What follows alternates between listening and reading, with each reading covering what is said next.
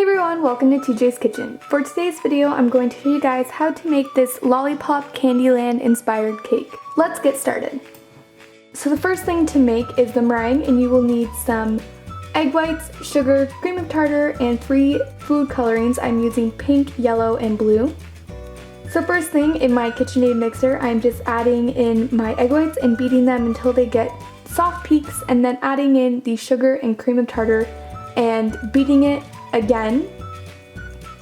In total, you're going to beat your egg whites for about 8 to 10 minutes until they get really stiff peaks, and you can flip your bowl upside down without anything falling out.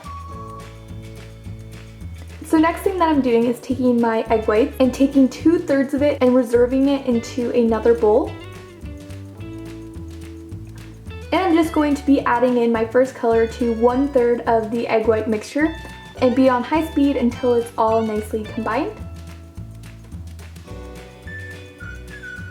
Then I just have this swirl tip from Wilton.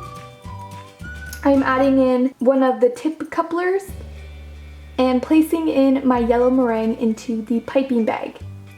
Then putting that off to the side while I make my pink meringue, beating it on high speed until the color is fully incorporated,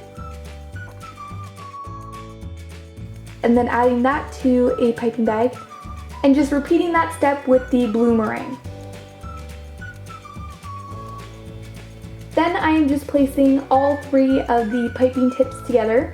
Now with this swirl tip, the only type of tip that will fit into it is the large one.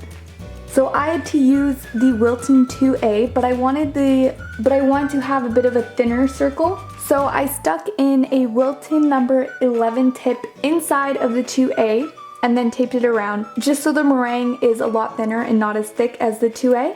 Then to make the lollipops, I am taking a baking sheet lined with parchment paper, putting on some cake pop sticks and making swirls with the meringue to make it look like lollipops.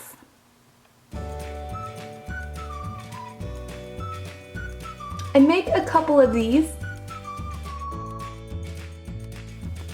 I made some different sizes, some bigger and some smaller than others.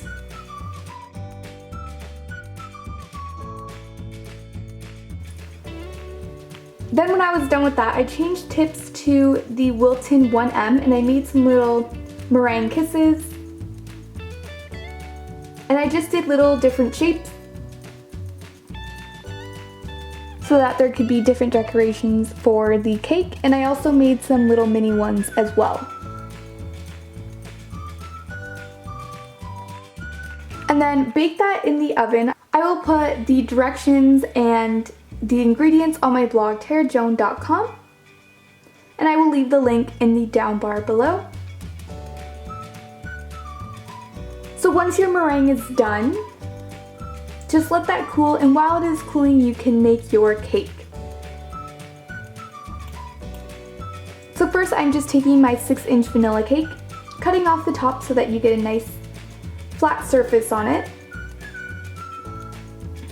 and then cut that in half, and I'm doing the same thing to a chocolate cake as well.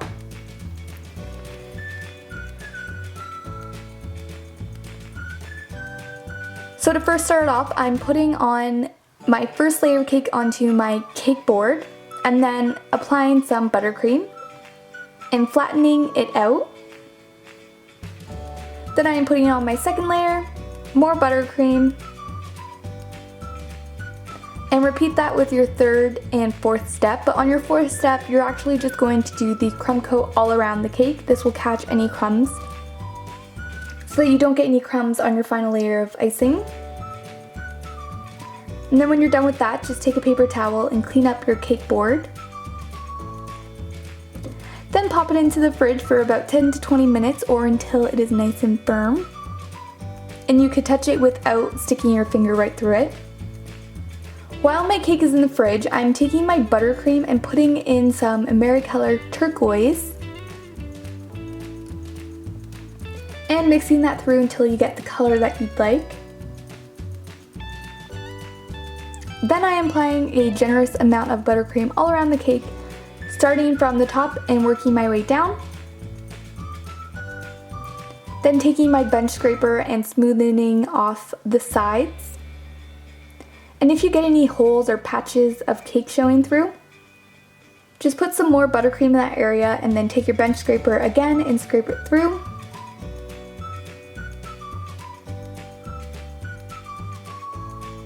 And also clean off the top of the cake so that you get a nice flat surface on the top.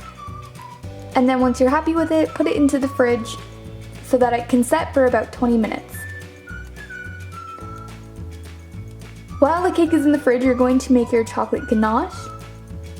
So just take your cream and chocolate and put it in the microwave until it is melted. Then I added on some orange food coloring. Now this part, my ganache was actually too runny, so you can see here it just made a huge mess everywhere.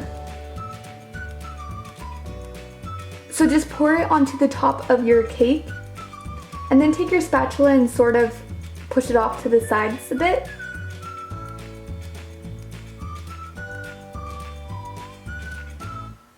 And then put it into the fridge so that the chocolate ganache can harden.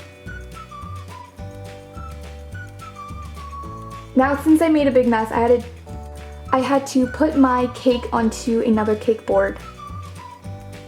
I didn't realize that my cake was out of screen here, but I stuck in my little lollipops first and then I put in the decorations all around it. And any imperfections on the cake, I actually just covered it with some of the meringue kisses, as you can see here. And for this little dusting of meringue, what I did is I just crushed some meringue in my hand and it made a really cool, nice dust effect to it. And that is it. I hope you guys enjoyed this video. If you did, then give it a thumbs up and subscribe to TJ's Kitchen.